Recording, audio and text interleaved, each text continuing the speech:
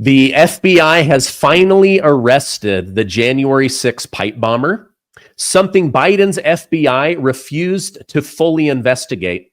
Tucker Carlson warns about the next big intelligence apparatus attack on President Trump. Democrats are working night and day to make Trump look old and sick, just the opposite of what they did with Joseph Robinette Biden. To help me go through this and more, I have a special guest, Stacy Washington, known as Stacy on the Right. Stacy, thank you so much for joining me again. I'm so glad to be back, Stephen. Thank you. So I appreciate you taking time out of your day. Big news coming out today. The FBI has arrested a Virginia man nearly 5 years after the pipe bombs were placed near the Republican and Democrat National Committee headquarters. Now we're finding out that it's this man by the name of Brian Coles. Let me show a Fox News clip and then we'll react to this together. Person and one of the biggest people they should have been trying to find, which is the person who laid a pipe bomb, which was a viable pipe bomb, we've learned. So did they misplace their priorities and the time and the tension away from, bigger issues and real things to go after, grandmother and grandfather? Also, House Republicans put out a report in early 2025 laying out some of the issues with the way that investigators approached the pipe bomb investigation, not securing the perimeter, a variety of issues that took place there. So obviously we have a lot of questions. We need answers. This is a great day to get this individual, but we've got a lot to learn. Those are important questions, especially in the culture that we're in, that is including the assassination and assassination attempts. And I should say more than one assassination, that National Guardsman, Sarah Beckstrom. So as we look at this, we know that pipe bombs were planted outside both the RNC and DNC. Okay, so it took them 5 years. They seem to have no clue. The information that Biden's FBI was putting out was false information, misrepresented information. Your thoughts on them now finding this individual in Virginia that they believe is 100% the pipe bomber? So they found him out there in the suburbs in his bucolic neighborhood with his finely landscaped driveway there. I think it's interesting that we're all, obviously we're glad to see this. And I actually would like to just say, for the good of the order, aren't we blessed that that's all he did? Because he was left 5 years to do other horrible things in. He could have bombed other things. He could have killed people. Fortunately for us, he stopped where he was and he was living quietly and peacefully under the hope that he would not ever be prosecuted. And you have to kind of look at him and think to yourself, he's sitting at home like, well, I got away with that. And that means later he might have tried something similar again, an attack against the Republicans. And when better to do it than right before the midterm? So it's really great to see our law enforcement apparatus doing what they do best. We actually have excellent law enforcement in this country. They're very maligned, but when they're allowed to do their jobs, when they're allowed to investigate and follow clues, they often will get their man. In fact, we had an amazing record of that before the pandemic. Our law enforcement, especially the FBI, were known around the world for getting their man. Like they would get their guy. If you were on an FBI wanted list, it was a precursor to your arrest and conviction. Now things have changed a lot, and I'd love to see us get back to that under Patel and President Trump, and that's what this looks like. But I tell you, I just, the overhead scene of them in the suburbs there, I'm thinking, a pipe bomber in that 4-bedroom, 2.5 bath? What's going on here? Yeah, absolutely. In fact, another new detail came out today from Congressman Loudermilk, who the Biden administration, they seized his phone. They said that he was the one involved. Now he sits on the committee to bring us the truth. But I guess the pipe bomber dropped off one bomb at the DNC where Kamala Harris would be and in front of the Black Caucus. And then later went back, picked that up and moved it over to the RNC. So these details are, I guess, what helped them figure out who it was. The Blaze Media, they put out that it was this female security guard. She said no, and then it didn't go anywhere. And then suddenly everybody was mad, saying Dan Bongino's a fake, Kash Patel's a fake. And now, even just 30 days later, just giving them a little bit more time, they now have their man in custody. What are your thoughts on them? Because there's a lot of people putting out information that Kash Patel and Dan Bongino are not sincere. They're in over their heads. But here we just, something the Biden administration couldn't find in 4 years, they've been able to find. Your thoughts on them? Well, so first of all, I caught some of the hearing. There was an oversight committee hearing where Kash Patel was, quote unquote, called on the carpet by the Democrats. And they had a bunch of questions prepared because they were hoping to make some video cuts that would be good commercials in the midterms. And all of the questions were, why are you, Kash Patel, such a horrible person? When are you going to quit your job at the FBI and quit working for the tyrant Donald Trump? And also, why do you keep claiming that there's, we need to arrest and prosecute these people? And he laid it out in such clear language. He said they've arrested, at that point, this was over the summer, that they'd arrested 6,400 hardened criminals that they planned to get convictions on, that they had removed thousands of people off the streets who were on the wanted lists. And most importantly, they've drawn connections between terror targets, so people that they suspect that might be in the United States, and illegal aliens. And they're looking at unbelievable numbers of arrests in the human trafficking arena, sex trafficking. They busted up huge gangs of people, 91, I think, in Texas, and some others. I can't remember all of his statistics, but he had some notes in front of him, but he was rattling off most of it from memory because these are actual arrests that they had to investigate. They have to do all of this work before they can present an arrest warrant to someone and take them in. And he was in on all of that. So while everyone's been complaining and we've been going around getting our Starbucks or, whoever you like Tim Hortons coffee, whatever you're doing, you're out in your car, you're driving around running your errands, you're going to work, you're pumping gas. Kash Patel is working 12.5-hour days. He's flying around on a plane. If he makes a personal stop in between going to Las Vegas or wherever these arrests are, he has to pay the government for that personal stop, even though it's a flyover. He's literally flying over the thing. He's stopping to see his wife or to see a family member. He pays for that and he keeps on going. He's working huge amounts of hours to get these people off of our streets to protect us. Every person he arrests, you might as well just consider that a kidnapping, rape, armed felonious assault, battery, child pederasty, rapes. I mean, we're talking about horrible crimes that are not happening because they are taking these people off the streets. Not to mention the mass deportations have caused most of the gang members who are here to go into hiding.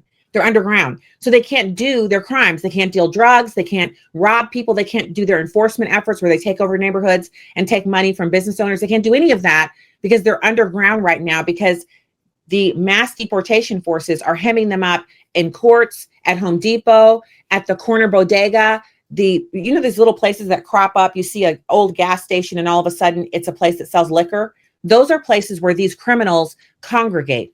The mass deportation force is going out and getting them and picking up all of the adjacent illegal aliens, the people who they just hang out together. They're all illegal, but not all of them are actively involved in crime. They're getting them too. So crime is down across the country. No one's talking about it, but the statistics are the proof. And next year, when the new FBI crime stats for this year come out, we'll see the lowering of crime and we'll be able to thank Kash Patel for it. So my question is, it's like people who are married. You're married, you're on your husband about doing whatever. He starts doing it, but you're still stuck in the time from before he went when he wasn't doing it. So you're still complaining. And it's like, you asked me, I've been doing this. I've kept track now. I've been doing it for a whole month. And you're like, oh, okay, well, yeah, thank you. And he's looking at you like, do you just complain? You don't even notice when you asked me specifically to do this thing, and now I'm doing it for a month and you didn't notice, but you're still complaining.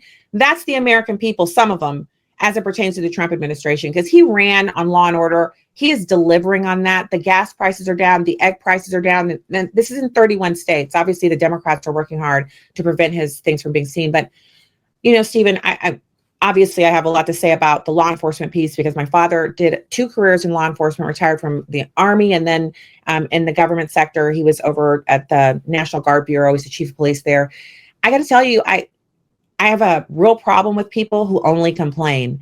Give the man a minute. He's only been in office for 10 months. Give him a minute to fix some stuff. But Kash Patel, this is a really good guy. This is a really good law enforcement official. He believes in his heart that he is a law enforcement official. He's not Cash Patel. He's not husband, father. He's a law enforcement official. He believes that he is supposed to arrest bad guys all day, every day, prosecute them and convict them and put them in jail, give them the death penalty if appropriate. That's what he lives for. So let's give him a chance to do more of what he's already doing. Yeah, I think he's doing a great job. I've seen the crime stats, and he walked into a mess that he's got to clean up. The CIA needs to be cleaned up. In fact, Tucker Carlson put out a warning saying that he believes that these intelligence apparatus are going to work with the Democrats to put out a bunch of false stories about President Trump, because they know that taking back the Senate and the House is the only way to destroy his power and make him a lame duck president. But let me just show you a clip from Tucker Carlson over on the Joe Rogan Experience, saying why he believes that this could happen because of what has happened in the past. Let me go ahead and roll that for the audience and you now. And if you look at what happened to Richard Nixon, which I, of course, did not understand at all, Richard Nixon was taken out by the FBI and CIA, and with the help of Bob Woodward, who was a Washington Post reporter, who had been a naval intelligence officer working in the White House, working in the Nixon White House. And then he shows up like a year later, and he's this brand new reporter. He'd never been a journalist at all. He's a naval intel officer, the famous Bob Woodward we all revere. And he's at the Washington Post, and somehow he gets the biggest story in the history of the Washington Post. He's the lead guy in that story. Well, I worked at a newspaper. I've been in the news business my whole life. That is not how it works. You don't take a kid like his first day from a totally unrelated business and put him on the biggest story. But he was that guy. And who is his main source for Watergate? Oh, the number 2 guy at the FBI. Oh, so you have the naval intelligence officer working with the FBI official to destroy the president. Okay, so that's a deep state coup. What else? How would you describe that? If that happened in Guatemala, what would you say? And yet the way it was framed and the way that I accepted for decades was, oh, this intrepid reporter fought power. No. This intrepid reporter, Bob Woodward, was a tool of power, secret power, which is the most threatening kind, to bounce the single most popular president in American history, Richard Nixon, from office before the end of his term and replace him with who? Oh, Gerald Ford, who sat on the Warren Commission. Now, how did Gerald Ford get to be Richard Nixon's vice president? Well, because Carl Albert, the Democrat Speaker of the House, told him, you must choose him. We will only confirm him when they sent the actual elected vice president away for tax evasion, Spiro Agnew of Maryland. So you have a complete setup, like an absolute. Gerald Ford, the only unelected president in American history, actually sat on the Warren Commission. Something else that I accepted at face value until I looked at it, and I was like, that's completely insane. You didn't want to interview Jack Ruby in your investigation of the assassination? Okay, you're fake. Yeah, he was on the Warren Commission. And so, sorry for the long story, but the point is, like that happened in front of all of us, but the way it was framed cloaked the obvious reality of it. The people who broke into the Watergate office building, from which the name is taken, Watergate, I think it was 6 of them or 7 of them, all but one was a CIA employee. That's real. It's like, look it up on Google. So the whole thing, Richard Nixon was elected by more votes than any president in American history in the 1972 election. He was the most popular by votes, which is the only way we can really measure popularity, the most popular president in his reelection campaign. And 2 years later, he's gone. Undone by a naval intel officer, the number 2 guy at the FBI, and a bunch of CIA employees. You tell me what that is. I'm excited to share with you guys an incredible scientific breakthrough to support our long-term health and wellness. C15 is the first essential fatty acid to be discovered in 90 years. And get this, studies have confirmed that it has 3 times better, broader, and safer application than omega-3 fatty acids. Now, Fatty 15 co-founder Dr. Stephanie Venn Watson discovered C15 while working with the U.S. Navy to continually improve the health and welfare of aging dolphins, of all things, right? Now, C15 works in multiple ways. It repairs age-related damage to cells, protects from future breakdown, boosts mitochondrial energy output. You're going to have more energy, healthier cells. It activates pathways in the body that help regulate sleep, mood, and naturally repair mechanisms that support overall health. This functionality leads to a myriad of exciting benefits now and as we get older, namely improved metabolic, liver, and heart health, smoother functioning joints, deeper sleep, healthier hair, skin, and nails. You guys, this is so important. As you age, almost every doctor has told me to start taking fish oil pills in order to get the omega-3 in me, right? But now, fatty 15, through the Navy and medicine, they discovered something that is 3 times more powerful. Fatty 15 is on a mission to replenish your C15 levels and restore long-term health. You can get an additional 15% off their 90-day subscription starter kit by going to fatty15.com/Gardner and use code Gardner to get that discount. It's awesome. You guys are going to absolutely love it. So you and I have been covering Obama weaponizing the intelligence, the Russiagate hoax. We've had the lawfare hoax. We've had the January 6th hoax, the Stormy Daniels hoax, the Schumer shutdown, the Trump starving children in order to get back at the Democrats. Now we've got this Pete Hegseth blowing up drug boats. I tend to agree with Tucker Carlson that it feels like something might be coming just based on the history that things have come in the past. Your thoughts on what the Democrats might do between now and the election in order to weaken Donald Trump? Well, they already did their first thing was the shutdown. The shutdown cost America $15 billion a month.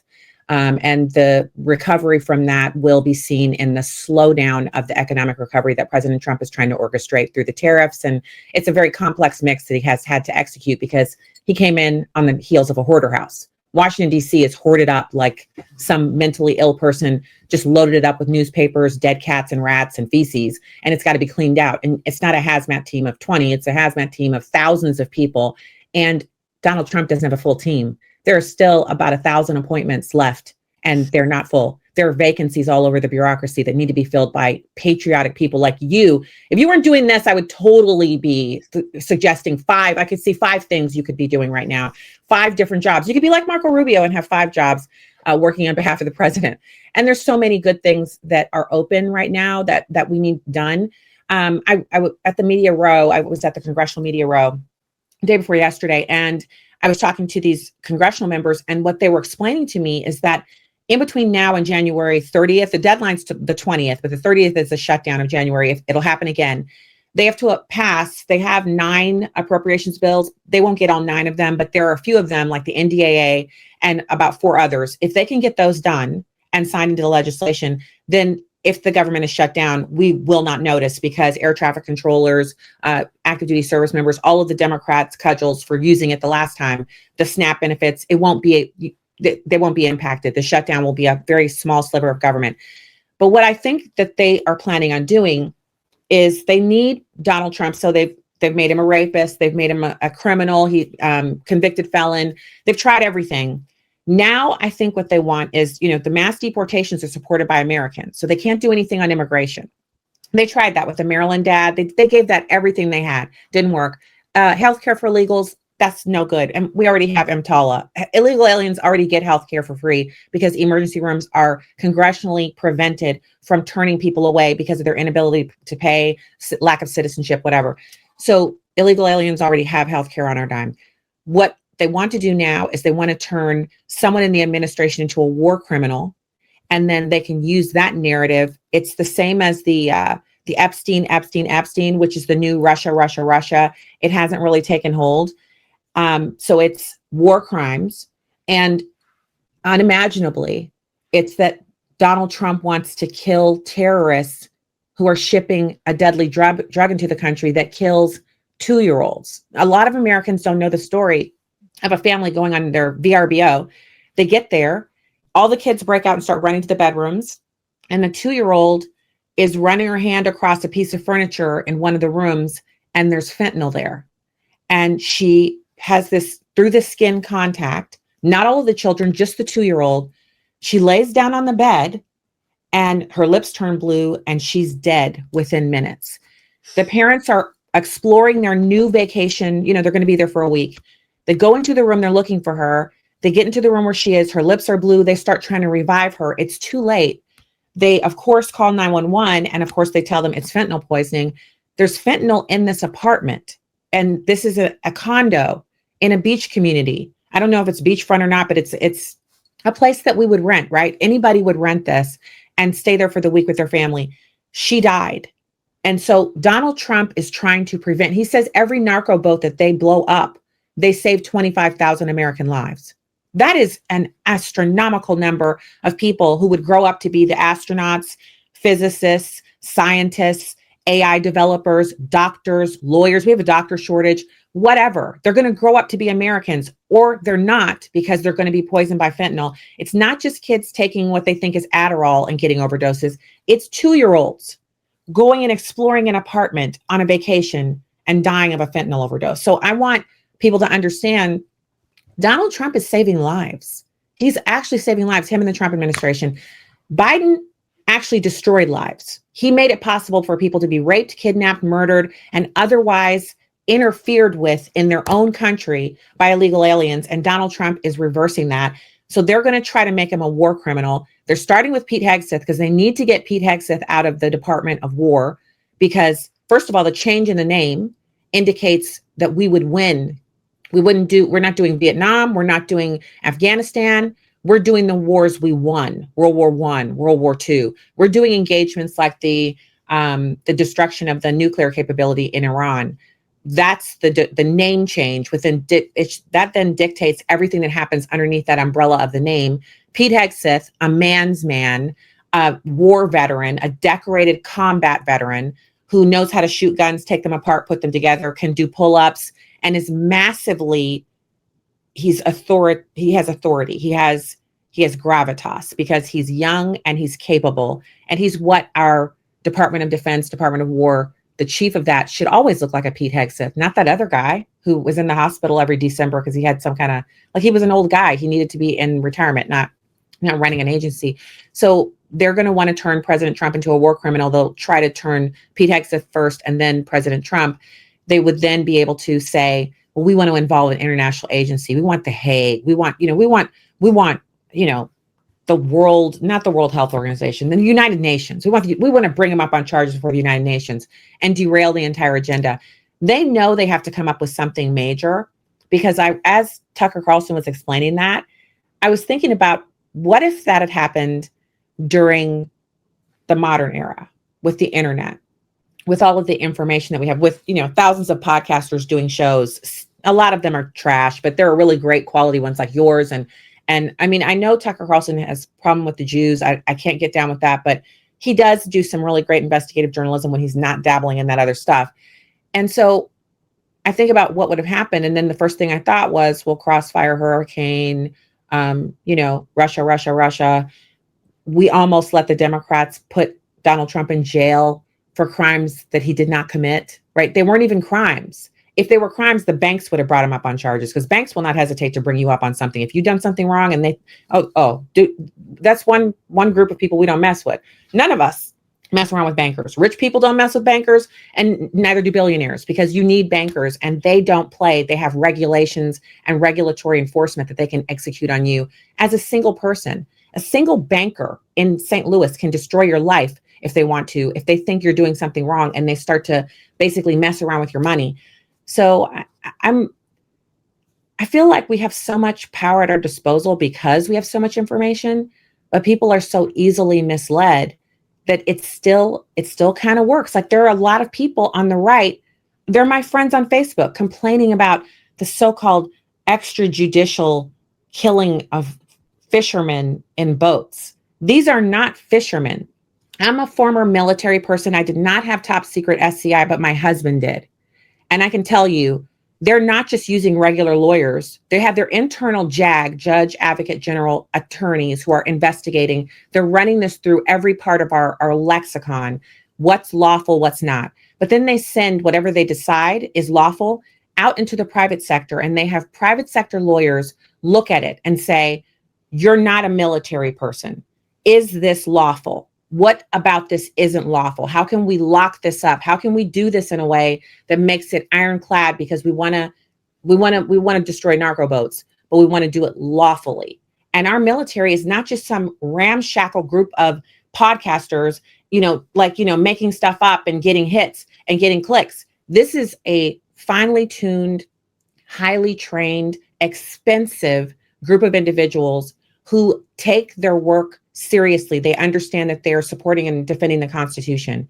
So, the fact that anybody's buying this is kind of news to me, but I think that's where they're going to go, because they've tried everything else. Like they're running out of stuff to throw at Donald Trump, which is, it's funny, but it's not. I don't know. Yeah, I saw that. The latest thing they were trying to do is, it comes out that President Trump had an MRI, right? Oh, it must be his brain. And then now they're pushing this. He's mentally unwell. He can't stay awake in meetings. Something's wrong with his brain, even though the MRI was of his vital organs, and they looked perfect. All of this to try to convince J.D. Vance to use the 25th Amendment and have Donald Trump removed. They're trying to plant the thought in people's mind that Trump is either physically unhealthy or mentally unhealthy. All the meanwhile, these are the same people that lied to us that Joe Biden was the sharpest tool in the shed, that even the young people couldn't keep up with him. In fact, this came up during an interview with Treasury Secretary Scott Bessent. Let me show you this clip, and then we'll come back and we'll discuss it together. You had what was one of the greatest scandals of all time, that the coverage of the Biden administration, Joe Biden's diminished capacity, and the cover-up. And that's why it's probably fair to raise these questions. Where was the New York Times? We just had a 3-hour cabinet meeting yesterday, Andrew. For 10 months, the Biden administration did not have a cabinet meeting. How are you going to invoke the 25th Amendment if the cabinet secretaries never see the president, which they didn't? I hear from people in the Treasury building that I see President Trump more in a day than my predecessor saw Joe Biden in half a year.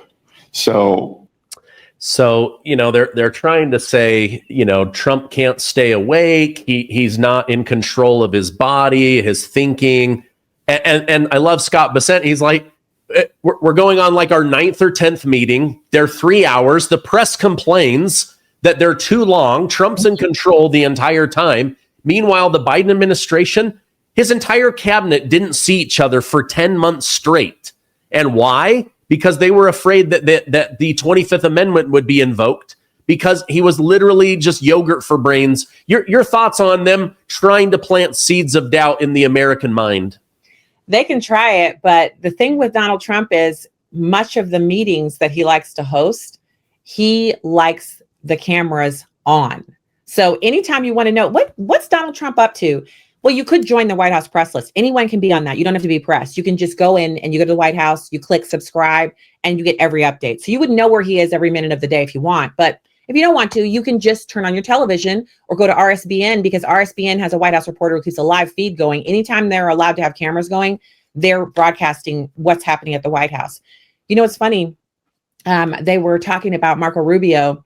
So when they went overseas last time, Marco Rubio decided to take a separate plane, because President Trump, he doesn't just, having meetings, he likes to work late into the night. So if you're on Air Force One, instead of, catching up on your emails, maybe scrolling some Instagram, maybe emailing your family or FaceTiming somebody in the States, no, you're working. Donald Trump is stopping by and saying, remember when we talked about so-and-so, what's going on with that? And you're having to give him a report on the spot. So with 6 jobs, because, that's officially how many jobs Marco Rubio has, he's like, I got to get some sleep because I'm going to be working all day tomorrow. And Donald Trump is going to stay up past midnight. He's going to go to bed last. And then he's going to be up at 4 a.m. That's why, remember in the first term, everybody was like, oh, the 4 a.m. tweets, I hate those. I actually thought to myself, he's an insomniac like me, only unlike me, I'm tired as hell. He is unbelievably energetic. He doesn't need a lot of sleep, and he doesn't drink alcohol. So he doesn't have anything dragging him down. And he's old, right? We're allowed to say that because he's in his late 70s, but he's still sharper than pretty much all of the people around him. And so they're keeping up with him. I think they're keeping up with him. He has a really good team. I think they're doing a good job of keeping up with him, but he doesn't have the normal breaks. Like a lot of people will unplug and just, but he's not like that. He's used to running a multi-billion-dollar, real estate and business empire. And so he's always been this way, and he's not going to stop. He's not going to stop until he's literally done living. That's when he stops acting like this. So they're going to have a hard time convincing people, because if you go to the White House feed, they have Donald Trump walking in this room, walking out of that room. If you go on any of the places, like if you follow Margot is one of the close internal aides of the president. She's been there since day one. She shows all of the images of him walking and talking and doing all the things that he does every day. So, if you want to know what he's up to, you really can, because there's a lot of video, a lot of evidence, a lot of photographs of him working all day and into the night. And remember, if you see the Marine standing outside of the portico, that means the president is in the Oval Office. That Marine is there from before the sun comes up until late into the night. And he's just standing there. It's not the same guy all 14 hours, but there's a man there. That means the president's in the Oval Office. What does that say to you? We almost never saw the Marine outside of the portico when Biden was in office. And he's always there now that Donald Trump is there. So there are many different ways you can verify if President Trump is actually running the country.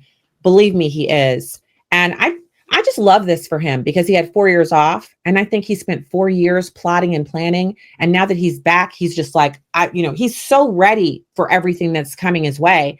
I don't feel like he's overwhelmed at all. I don't feel like he's like sitting back and he's surprised by the Democrats shutting the government down or advocating for illegal aliens. And the way he talks to the reporters, I know people hate it, but like I said, he's old and he's tired of their nonsense. He's had it. This is great for us. Yeah, I went to a comedy show last night, and the guy made a joke. He said, I don't particularly care for the president, but I wake up every morning and think to myself, what did this guy do today? So like he's taking massive amounts of action. And, you mentioned that the price of gas is coming down. We just came under $3 here, which was awesome, $2.89. But I reported on my show a couple of months ago that the Secretary of Energy said Donald Trump calls him 7 days a week saying, when are the gas prices coming down? Mm-hmm. Like he knows that he has to fight to make this stuff happen. And what a privilege it is to have him as a president. Stacy, if people want to follow you online or catch your show, where can I point them? So you can listen to me every night on SiriusXM, and also follow me on Instagram, on YouTube, because I have been doing some shows, but it's not been as solid as I would like it to be. I have to be more regular in producing my own content, but I'm always having interviews like yours, and we post clips, and it's so good to be with you. I have to tell you, Stephen, you're talking about him, waking up, what is he doing today? President Trump has a direct line to the mayor of Washington, D.C. And when he comes through the tunnels, if you drive through Washington, D.C., there's a couple of tunnels coming from the airport. If he comes through the tunnel in the Beast and there's a light out, he picks up the phone and calls Muriel Bowser's office. I got this from a staffer that I'm friends with told me this to my face last time I was in D.C. He calls her up and he says, the third light coming out of the eastbound tunnel or whatever it is out. That needs repair. And he expects the next time he comes through that tunnel, that light is up. I mean, he didn't just clean up the tents. The man is literally like, if you go to DC, it's like somebody went through and scrubbed it clean, and it's pristine, because Donald Trump is literally looking around. And if he sees a lot of trash or anything that looks, he's calling her office and saying, Muriel, what's going on over on 604th, 6th Street, or, they're all northwest, southwest. The streets are all weird. He's naming the street and the thing that needs to be repaired, and he expects it to be done. So I'm here for it. Like, I'm here for that. I'm here for your show. I'm here for it. This is the golden age, and I'm loving it. So Stacy on the Right everywhere. And Stephen, always a pleasure. Thanks for having me back. Oh, absolutely. Just final thing, they mock him because he's like, I want to replace all the grass in Washington, D.C. I know grass. I have these golf courses. Nobody knows grass more than me, right? But like you say, like this stuff matters to him because in his mind, he's like, how are children going to play at a park where the grass is so worn down that they're just playing on crusty old earth? Mm-hmm. We can afford to give them grass. Like if we can send bombs to Ukraine, we can put grass on the playground. So, well, I'm going to put a direct link so people can find you. Thank you so much for coming on. I hope you have a great rest of your day. All right. Merry Christmas. Oh, same to you.